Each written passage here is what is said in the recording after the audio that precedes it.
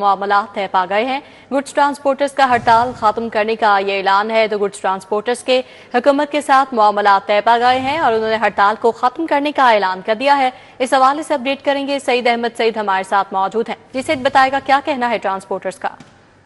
जी बिल्कुल, आल Pakistan goods transport association की तरफ से जो तहफ़्फ़ुज़ात थे वो पंजाब हुकूमत ने दूर करने की यकीन दहानी है वो करवाई है, जिसके बाद गुड्स ट्रांसपोर्टर ने जो है हड़ताल खत्म करने का ऐलान है वो किया है। इस हवाले से जो मरकजी सदर है all Pakistan goods transport association Nabeel Mahmood Tariq ने कहना था कि ट्रांसपोर्टर के जो तहफ़्फ़ुज़ात थे उसको फौरी तौर पर उसके हल के लिए कमेटी तश्कील देने का फैसला है वो किया गया, जिसके बाद आज हड़ताल है वो अपनी खत्म कर रहे हैं।